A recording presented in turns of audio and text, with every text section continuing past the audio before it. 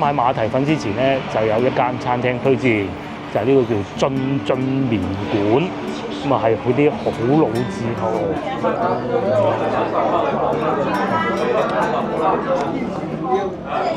呢個30幾蚊，30幾蚊，呢個50，呢個貴啲，因為呢個女都要食嘅啫。豉油雞我以前係唔中意食雞，我真真正正開始中意食雞咧，就係從豉油雞開始。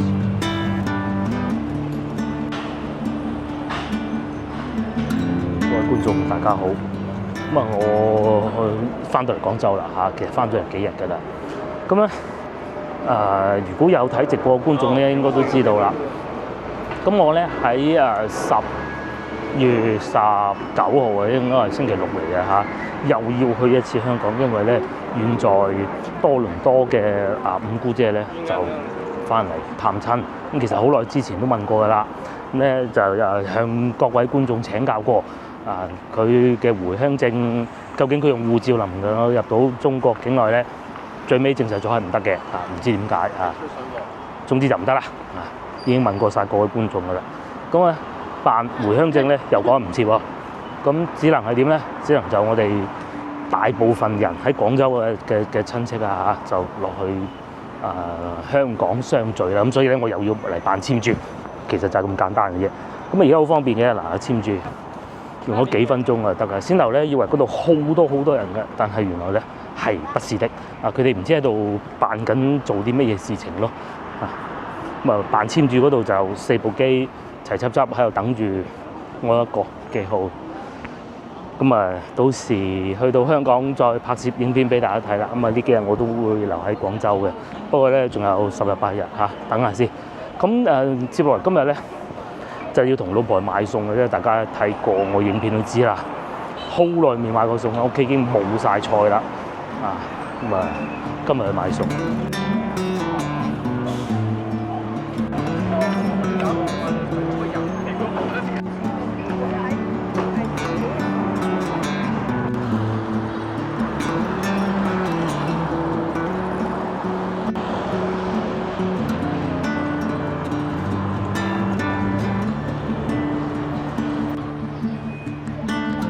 近期咧喺留言區有好多觀眾都留言話俾我聽，佢話遲啲又翻嚟廣州玩啊！幾號翻嚟，既有香港嘅觀眾啦，亦都有海外觀眾嘅。咁啊同我呢個五姑姐一樣嘅啫嚇。咁佢好似係回鄉證到期啊，我唔記得係咪啊？咁啊點都要翻嚟㗎啦。然之後，我想講嘅係咧，而家廣州天氣咧真係好正啊！朝頭早晚黑都係有啲涼爽嘅。如果怕凍嘅咧，好似我呢啲肥仔梗係唔怕啦。如果係瘦仔嘅話咧，可能夜晚黑咧早晚都要着翻件長袖，可能會好啲嘅。咁嚟到而家正午時分，而家4點半好曬，咁啊氣温梗係暖啲㗎啦。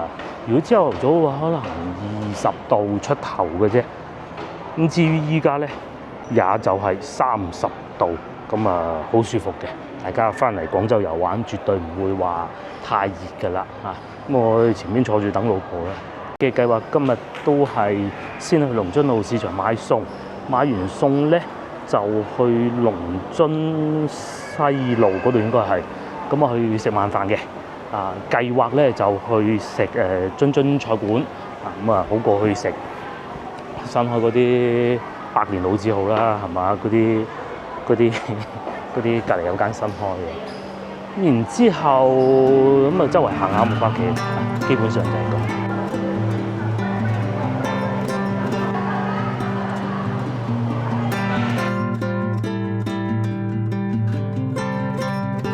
如果大家翻到嚟陳家祠呢邊遊玩咧，好攰，行到唔想行啦，咁你又可以入嚟呢個楊濤廣場呢度坐下。其實我而家又等緊老婆嘅啫。咁呢度咧好涼爽嘅，因為上邊咧有把好大嘅風扇喺度吹。咁下邊咧就可以睇住嗰啲小朋友喺度爬嚟爬去啊 ，BB 咁樣咯，幾開心。聽下佢哋傾偈咧，個人都開心啲嘅。咁如果突然間肚餓啦，又可以去食個茶餐啦，食個腸粉啦，都得嘅。至於我咧，繼續等老婆，等一等先。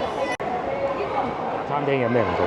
呢啲都係差唔多，同嗰日我哋喺嗰度食到嗰啲差唔多價錢。都係嘛？嗱呢啲，但係呢度係廣州嘅。唔係，如果你上次去冇呢啲嘅，冇呢啲炒飯嘅。碟頭飯啊嘛，梗係有啦，有嘅。但係呢啲係貴啲嘅，菠蘿包19蚊雞。19蚊。19蚊係一個餐㗎啦。嗯。19蚊係再加一杯嘢飲嘅一個菠蘿包一杯嘢。呢度就係茶餐廳嘅價格。至於個女同個老婆咧，因為個女要返學，咁啊所以咧唔去香港啊，經過多方考慮，咁啊都係嘅，因為去到都係同嗰啲長輩食飯啊，應該斷估都係去沙田啦。我估今次會去美心啦，唔再上次嗰度㗎啦。佢哋唔去㗎啦嚇，我落去見下啲長輩就係啦。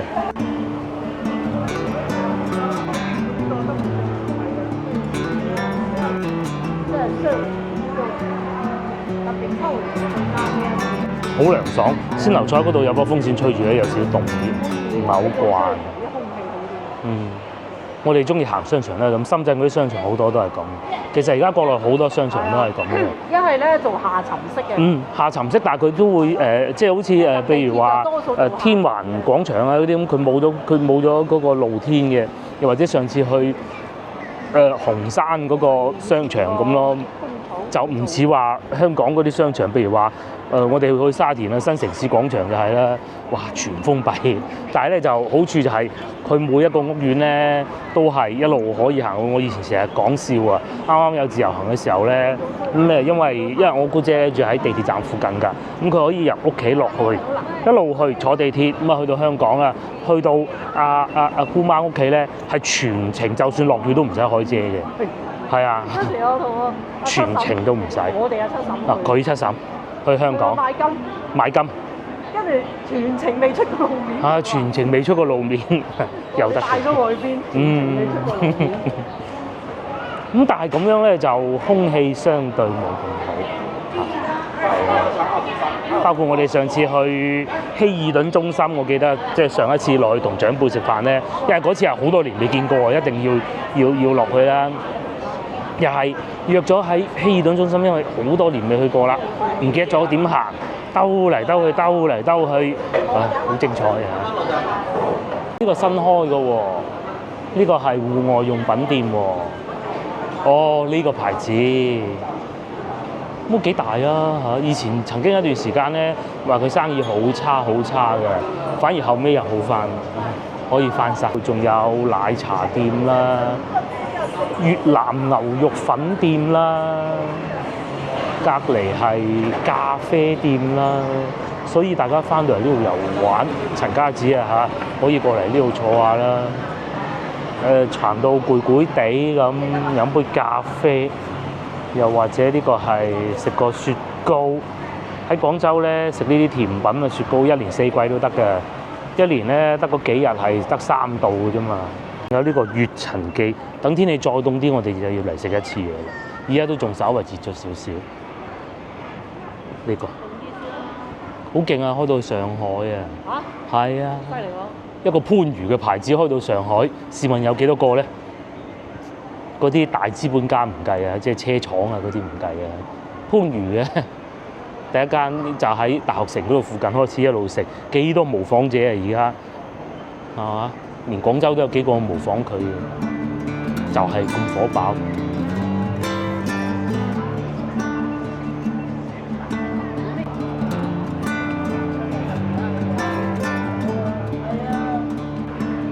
係啦，又等位啊！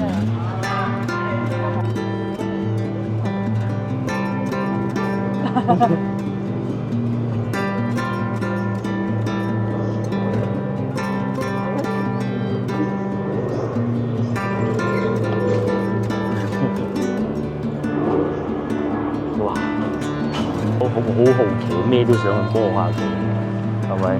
佢又想摸鏡，又想摸老婆嗰隻手。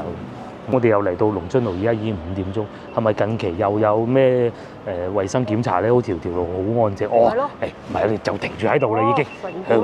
成部車已經喺度啦，邊個敢擺出嚟？擺完之後就搬得。係啊，好難得龍津路會咁冷清。就停住架車喺度啦，邊個敢擺啫？擺出啲都唔夠膽啊！商戶何況走鬼係咪？商戶都唔夠膽啊！佢哋咧除咗捉嗰啲走鬼咧，仲會監督啲商戶㗎。客氣嗰啲就會走埋去，唉，都叫咗你唔好擺咁出㗎啦。惡啲嗰啲就直接收走，係啊。不過收走咧，佢嘅商品就唔會執嘅，都係執把掃把嗰啲咁咯。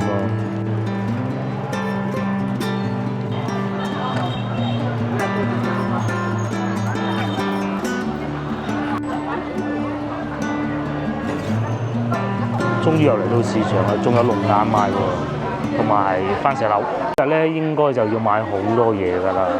咁咧，因為要去香港啊，阿爸阿媽咧下星期一就會翻嚟廣州，咁咧我哋就要稍為塞滿個雪櫃佢。咁咧然之後咧搞好啲衞生佢。哇，40牛肉，哇，幾好態度啊！嗱，依度就攞啲現金出嚟咯，係咪？48乾杯，48乾水啊！老細真係開心啊！我哋又買咗80幾90蚊牛肉，佢牛丸話住唔買又買，但係佢又真係平喎。清貨價要晒佢，嗰台41蚊啫，賣28蚊一斤，咁啊就平咧就冇所謂㗎啦嚇。嗰條牛展41蚊咯，收咗。係啊。48蚊，新鮮牛展。哇！牛肉丸啊收41蚊，係啊。我嚟到市場，喂，今日好乾淨，好衞生，完全唔係以前龍津路嗰種濕立立感覺。不過咧有一個原因，可能係近排乾燥咗啊，乾燥咗咧嗰笪地咧就冇濕嘅。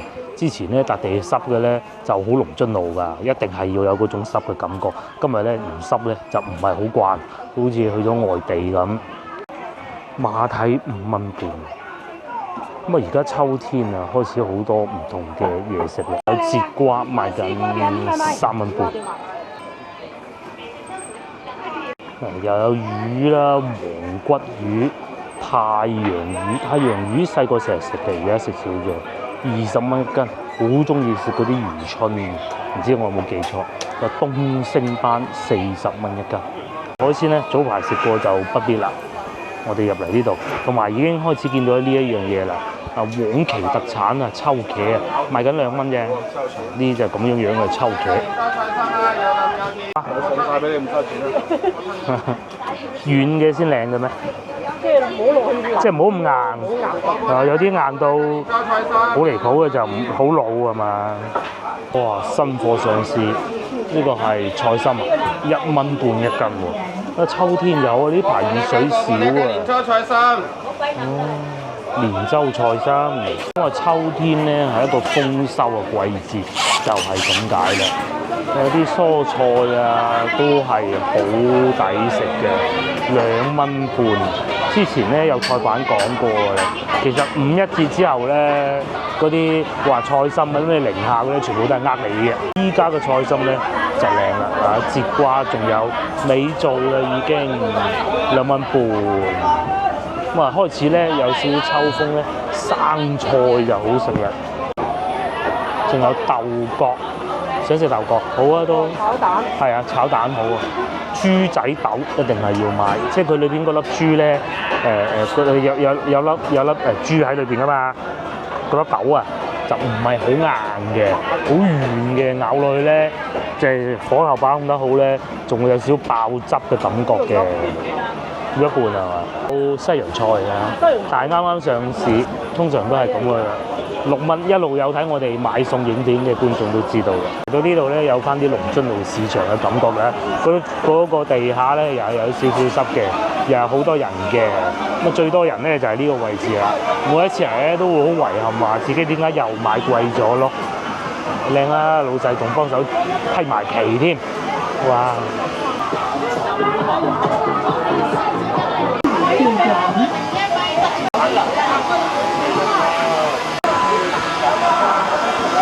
就要食雪梨啦，煲湯又得，自己批咗嚟食又得。呢個賣緊4蚊2斤。你仲記唔記得疫情嗰陣啱啱中完招幾隻一斤8蚊好似係？依家就4蚊2斤，係啊，爭咗4倍價錢。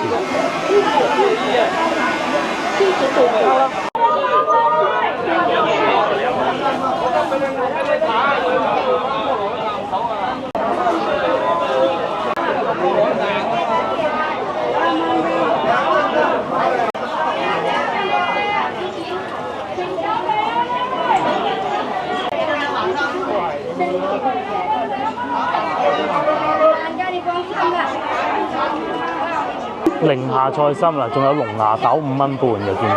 以前阿婆好中意炒嚟俾我食嘅，炒豬肉。呢度生菜2蚊8添㗎，再遲啲啊1蚊幾都有啊。哦，2蚊，哇，係咪青菜？係，冇錯。2蚊。青瓜都係2蚊3嘅，真係食唔到咁多。2蚊3，個好多市場啦。亦都係不止第一次同各位觀眾講咧，即係廣州市場咧，其中一個龍津路呢度啊，就係特別平嘅。咁啊，仲有切口市場都平嘅，我記得係。咁啊，萬松魚市場啊，執鬼咗粒啦。呢度咧就亂啲啦，係啊，冇咁話齊整啊，嗰笪地乾水啊，有冷氣嗰啲就冇嘅，但係價錢又平嘅啫。咁啊，廣州人咧都係咁噶啦嚇，即係污糟少少冇所謂啦，最緊要平啊，大家都係咁樣過日子噶嘛。買幾條菜咁啊，翻去煲啲湯飲啊好啦。而家啲牛肉平咗好多啊！嗰啲統計報告講咧話牛肉啊創咗近唔知8年定7年嘅新低啊！嚟到而家呢個季節咧就雨水少啊，凍又未夠凍喎，北方未凍啊嘛，咁所以咧即係過節又過咗啦，所以咧10月中旬開始咧一路到北方會凍嘅時候咧，一路啲菜物價各方面都會好平，仲有益母草添，3蚊半一把。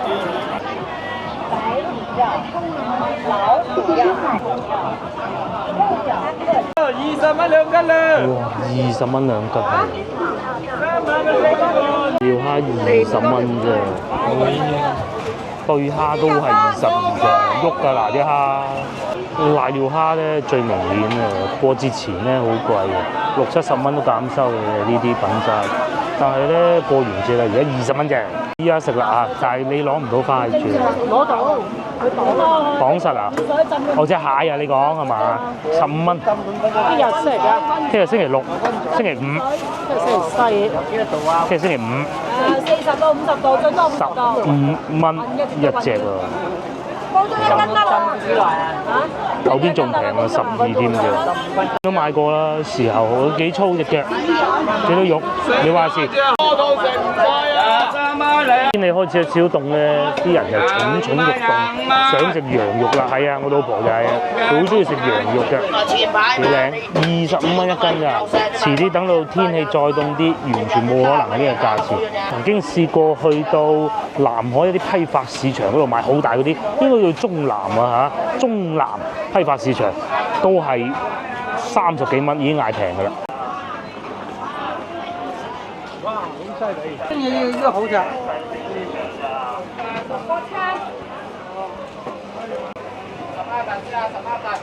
近20蚊冇咁靚啊，都值嘅20蚊，但係冇先牛嗰啲咁大隻，嗰啲10幾嘅啱先見到。嚟到而家5點半差唔多，真係越嚟越多人啦，市場好多精明嘅家庭主婦就喺而家過嚟買啲餸咁咯。9蚊一隻都有啊呢度，哦9蚊啊！而家已經開始有掛曆同埋利是封賣啊！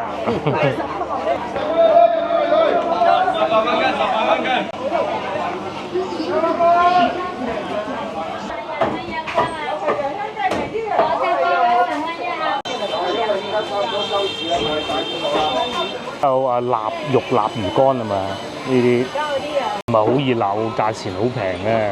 咁啊，早2日咧有觀眾喺直播嘅時候就問過我，佢話究竟喺廣州有咩地方係成條路都好玩嘅？除咗北京路，咁當然有啦。譬如話我哋而家所在嘅龍津路，但係龍津路咧就會遊客 feel 少啲嘅，相對即係對比北京路啊嗰啲咧。仲有花生添，8蚊半嘅。其實咧呢啲買啊仲抵過平時出去外邊買嘅。龍津路咧，如果對於海外觀眾或者香港嘅觀眾嚟講咧，未免會遠咗少少。附近啊冇乜大嘅巴士站啊，就係有呢度唔好。至於其他嗰啲咧，我認為啊喺廣州咧，即係有一啲咁熱鬧老城區咧，獨一無二。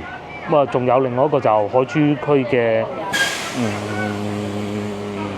嗰度叫做士工嗰邊啦，係。嚟如果想食腸粉，又可以試下呢個五站記啊。營業時間就係咁啊！佢如果咧你喺朝頭早嚟到嘅時候咧，記住試下佢啲鹹煎餅，非常之好。記住，一定要朝頭早嚟食，朝頭早最好食。喺鏡頭面前呢度咧就叫做華貴路，咁啊喺呢度咧一路行過去咧，你係可以去得到長壽路地鐵站，即係大概係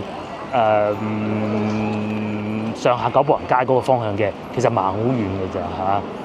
咁啊，而且咧中間仲有一間廣州好出名食腸粉嘅，叫做元記腸粉3點水嗰個月。咁各位觀眾如果翻到嚟係想食腸粉嘅咧，我諗喺龍津路係行完條龍津路嚇。即使你唔識都好啦，你隨便揀都唔會差噶啦。你如果係好想食腸粉嘅話，我講嘅，即係就算你隨隨便便間鋪頭，可能未聽過嘅，我未講過都好好，因為腸粉唔係好難做嘅。如果你想話食啲有名氣啲嘅，咁啊第一個就係元記。元記係點咧？元記咧最初嘅古仔咧就係附近啲街坊食嘅啫。咁啊喺疫情嘅時候咧，有一個心懷惡意嘅外省博主啊，講普通話嗰啲嘅，個樣好肉酸嘅嚇，肥屍大隻嗰啲咧，咁嚟食嗰啲腸粉喎，食完之後咧，佢話好難食，咁難食嘅，落地下。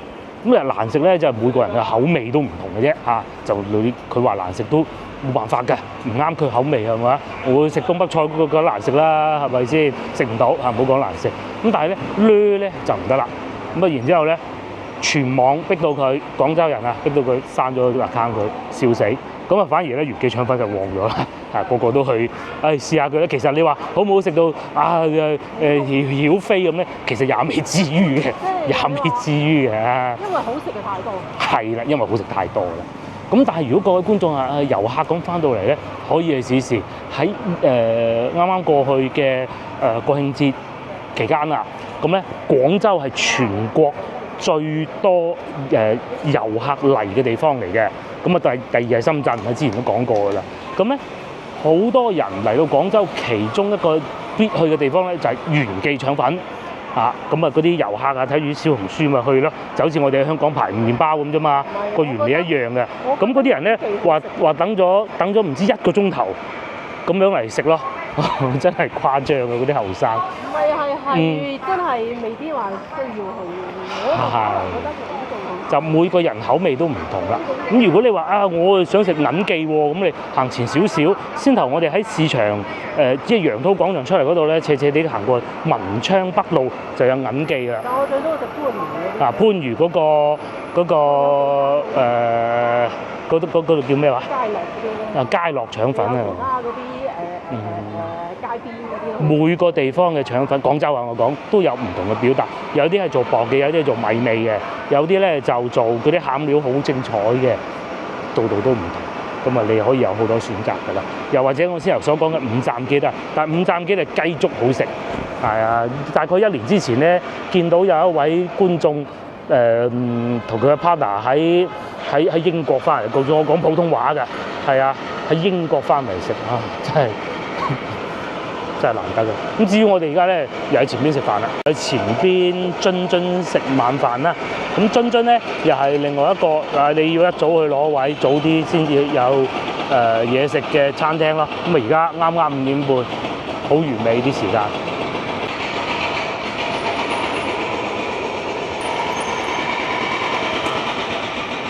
就近嘅啫，或者好似我五姑姐咁樣，就佢翻唔到嚟佢嘅事喎，鬼叫佢冇回鄉證咩？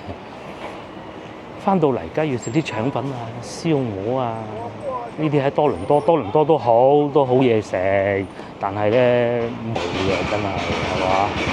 咁再遲啲嘅食啊，坐喺路邊雞煲打雞煲啊，真係啲耳仔都喐埋嘅。仲有呢個就係精彩之中嘅精彩，我哋會叫屎坑粉，係啊，佢叫咩名？原名都唔記得叫咩啦，就係嗰個位啦。就係休息3天，長期休息嘅佢食呢個咧要碰運氣啊，唔係啊，14至16休息啊，17號開市啊。唔記得叫咩名，個個都叫屎坑粉嘅，因為佢喺個洗手間隔離，其實就冇問題嘅，衞生有問題，即係個食咗咁耐，告到佢死啊，係咪？就喺嗰個位置行幾張凳對住棵樹咁咪食嘅咯。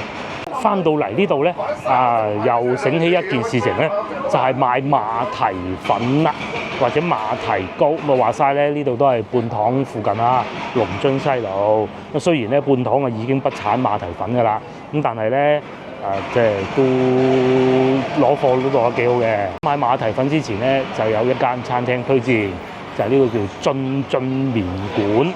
咁啊係嗰啲好老字號、好舊式嘅麵館嚟嘅。嗱咁樣喺度煮啲粉咯，去老街坊食嘅。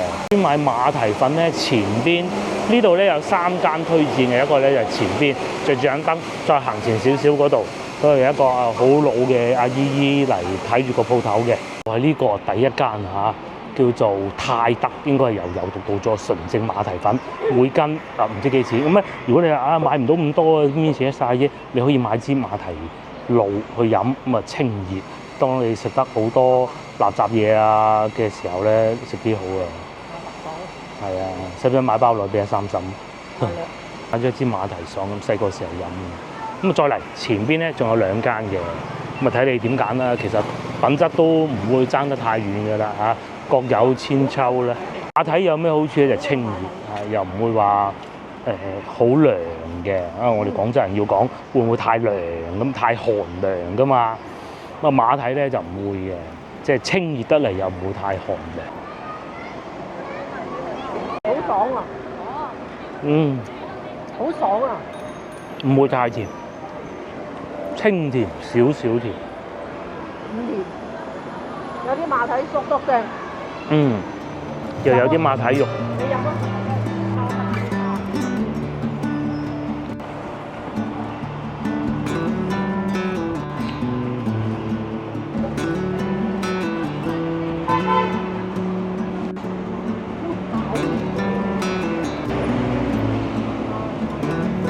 喺龍津西路呢度咧有幾間餐廳推薦嘅，第一個咧榮生，咁啊喺3間裏邊咧，佢嚟得呢度最遲嘅。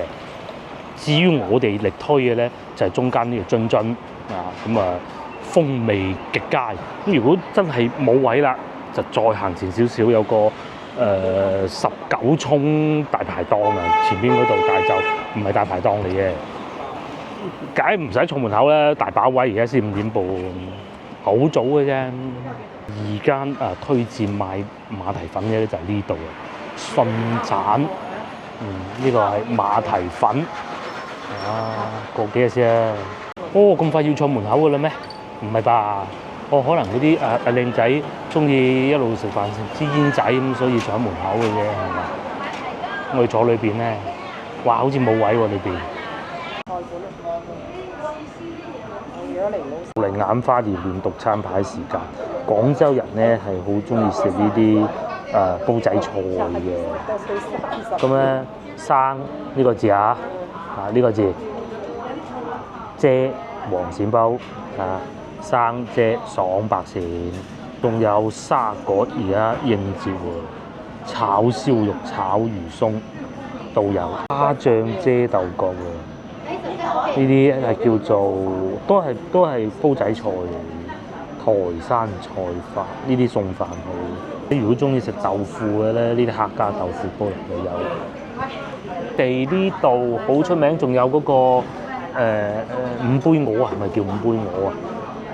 都係做得好好嘅，見到喺樓下一入到去咧，你就會見到佢喺度現場煮緊啊，好震撼嘅畫面。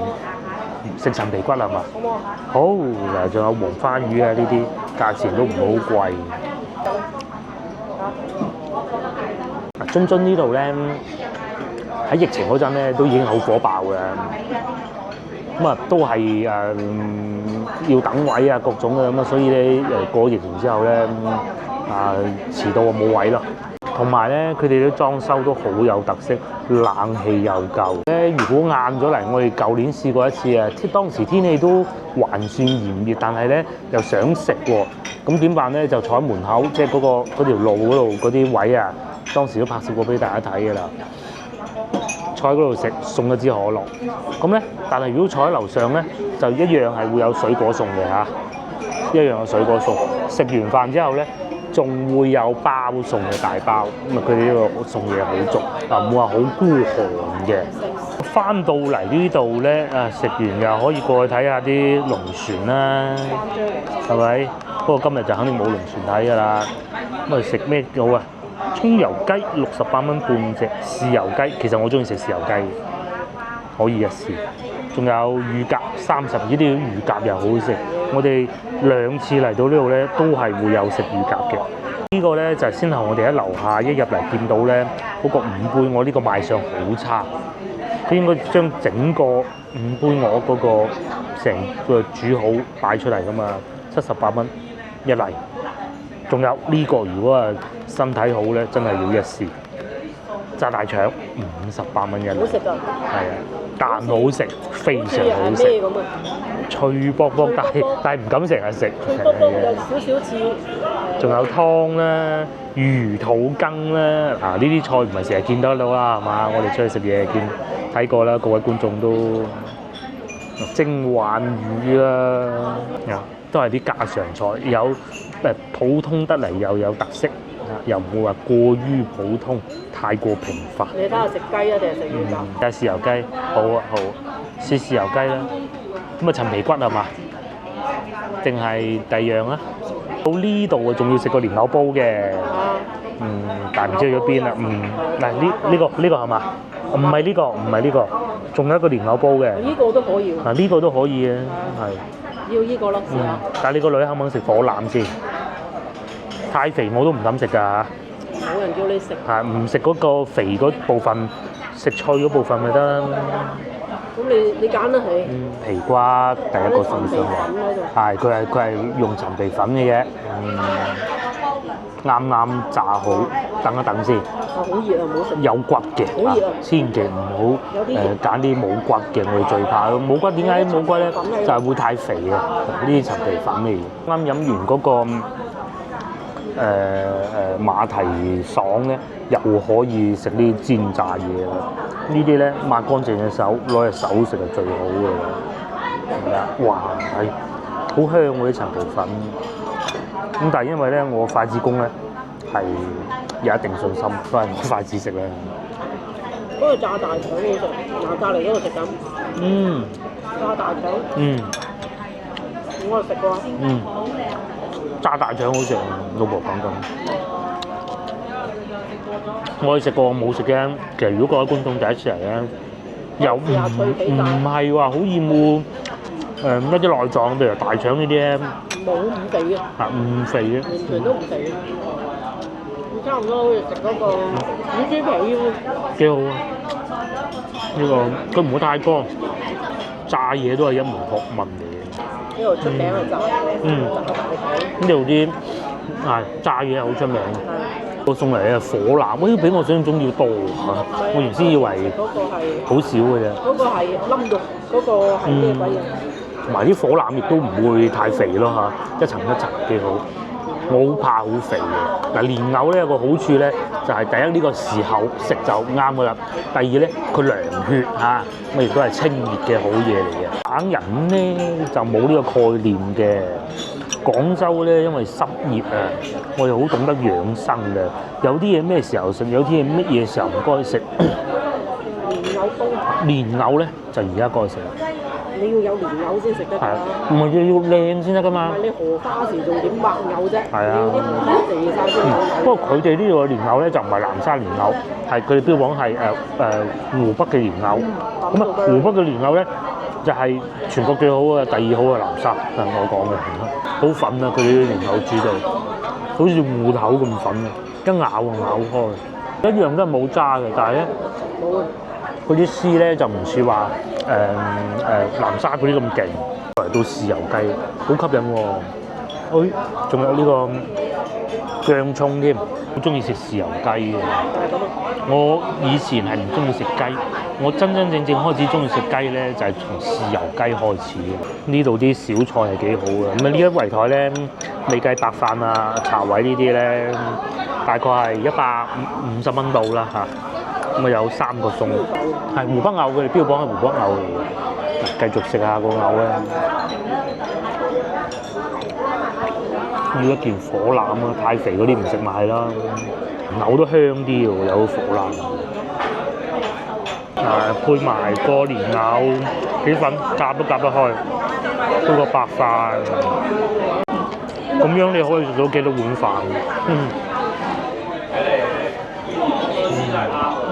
係唔錯。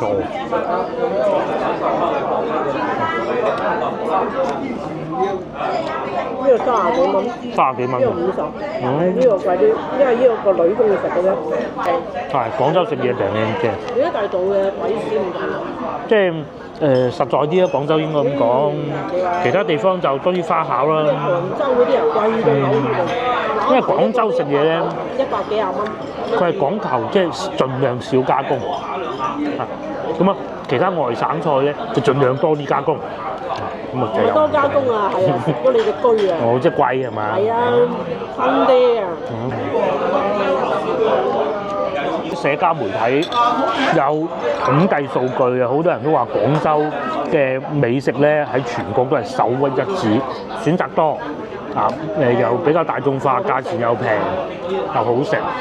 咁呢啲咧就唔係我哋講啊，係社交媒體匯集嘅數據，所以點解喺假期咧咁多人嚟廣州就有道理啦。反正就排第一，你唔使睇啦。係排第一，係咪？深圳係排第二，深圳排第二，因為要去香港。先排第二。唔會香港啲人去深圳嘅。係啦。咁啊，既然嚟得廣州啦，咪順便去埋香港。你喺廣州要去香港，要經過邊度？咪深圳咯。因為等陣我哋去到北京，你梗係搶埋去埋。啊，咩天津啊、河北啊嗰啲咁樣噶啦，個原理就係咁啦。我哋咁辛苦坐高鐵去到，我哋唔去遠少少。所以今年11黃金週反而少咗嗰啲路上邊度塞車嗰啲古仔啊，係咪？少咗有，但係唔多，冇以往咁恐怖。少咗高速公路咧搶充電樁古仔都有，但冇以往咁多。舊年黃金週咪有個一家3口啊，冇啊嫲孫喺嗰度排隊俾人爆料，講佢哋嗰啲醜事啊，幾多啲故仔，今年未聽到啊，個個都好守規矩。接落嚟試下豉油雞啊，等我夾嚿呢個啊，我最愛呢部位。再講多次啊，如果隻雞咧呢部位好食咧，就唔會差到去邊。好吸引喎雞，唔係話嗰啲咩好肉皮嗰啲啊嘛。不少少薑葱。好，阿五姑姐係會翻嚟廣州咧，我就會帶佢嚟呢度嘅，係咪？呢度就係第一間我會帶佢嚟。因為如果你嚟廣州啊，係嘛？真係。如果阿五姑姐嚟，至於你話嗰啲咩咩居啊、咩家啊嗰啲咧，就咩珠江新城啊嗰啲咧就千祈唔好珠江新城。特別啦啊！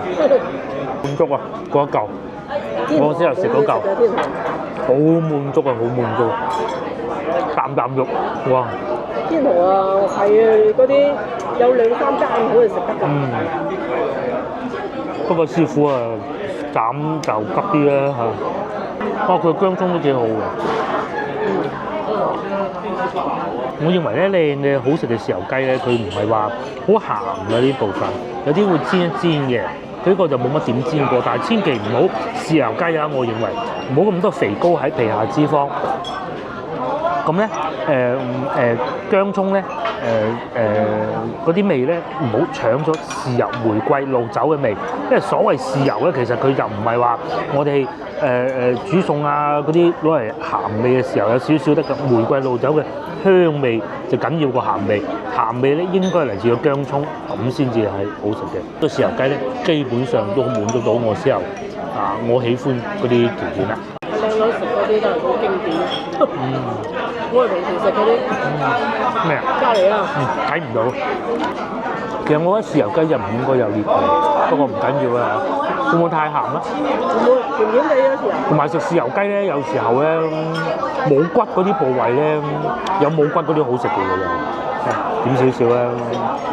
一揼落口冇骨啊！我講啖啖肉超正。三個菜我最滿意呢個，夾多嚿雞胸肉啦，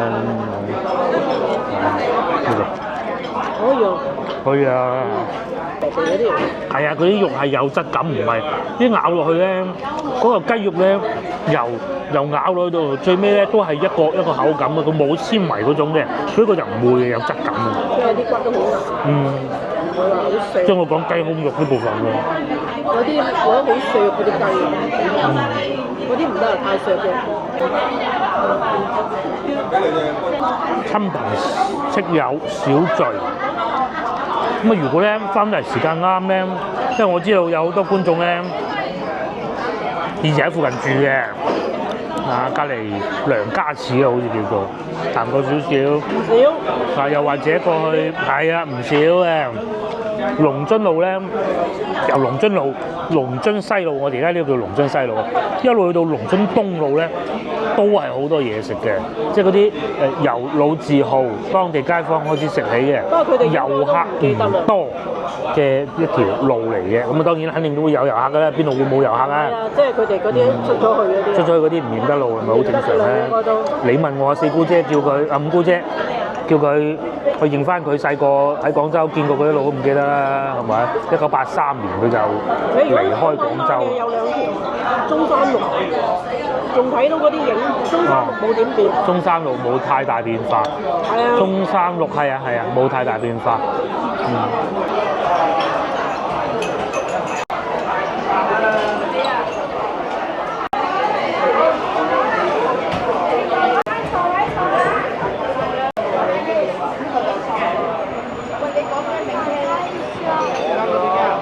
之後食飽飽，最終埋單156蚊。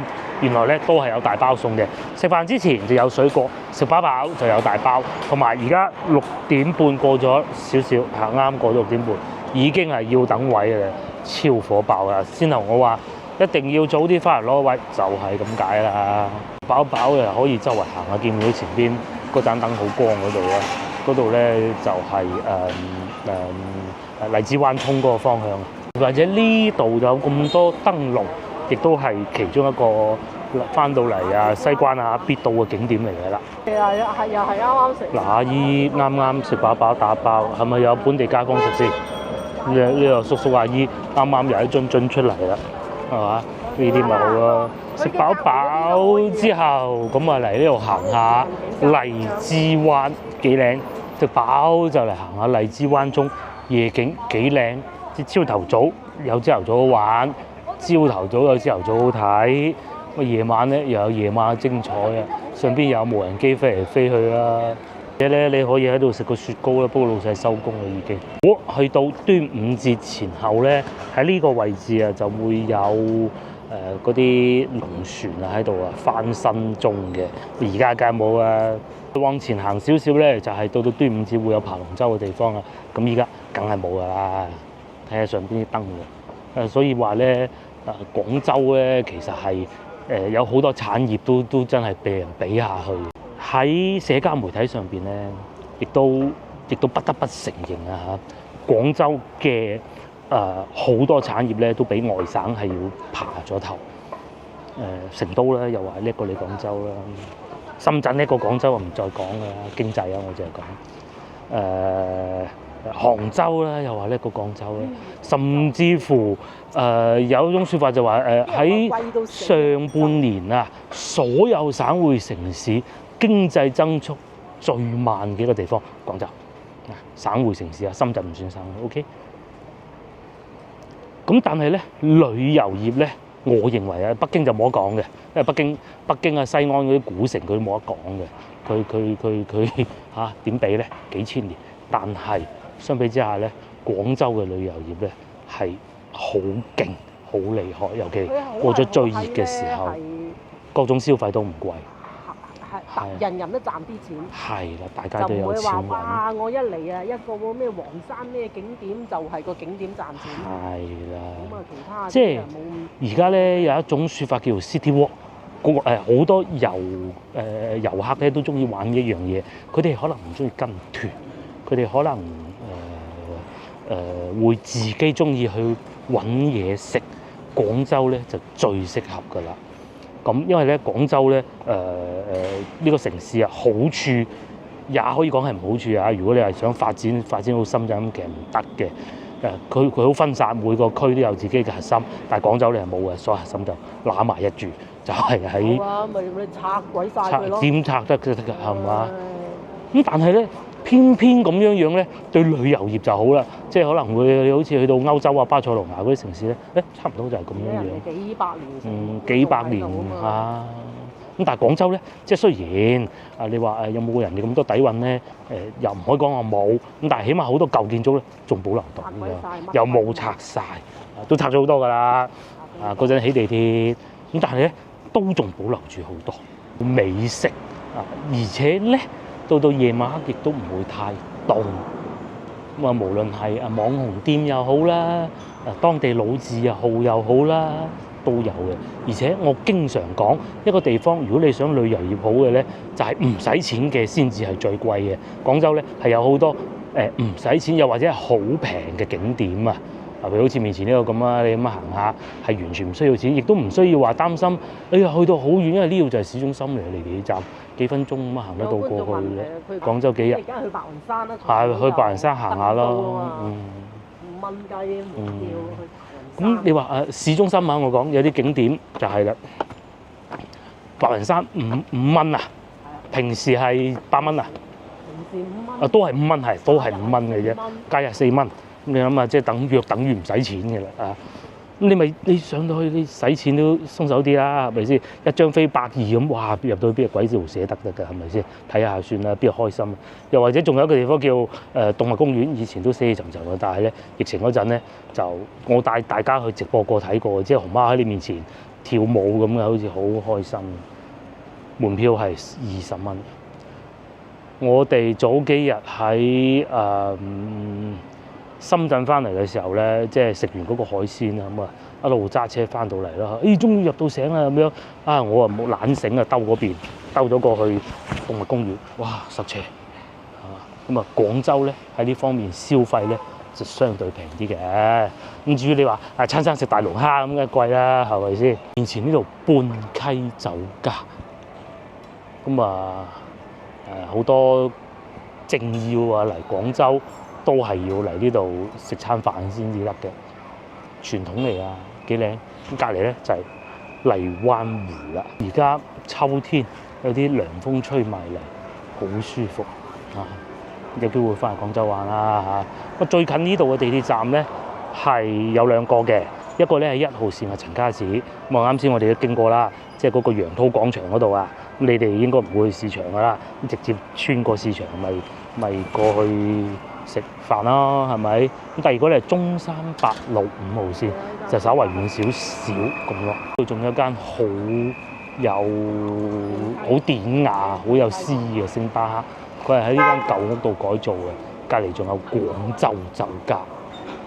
咁呢個當然係分店嚟嘅，呢個唔係總店嚟嘅。如果你話同啲朋友親戚，咁翻到嚟，係都要去廣州酒家，唔去先樓嗰啲咁街坊嘅。呢度幾優雅，新裝修無耐嘅。最好咧就去到半溪入邊嗰個15蚊茶位嗰度啊，嗰個畫坊嗰度先有感覺㗎，因為其他嗰啲廳咧冇咁靚㗎。老婆嘅意思係乜嘢咧？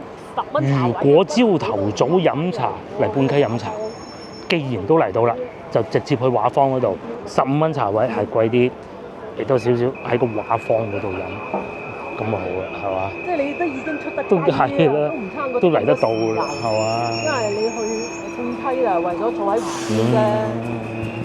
嗱好啦，今集影片到呢度結束，各位觀眾翻嚟廣州玩，記住我推薦嗰啲地方啦嚇，下集見，拜拜。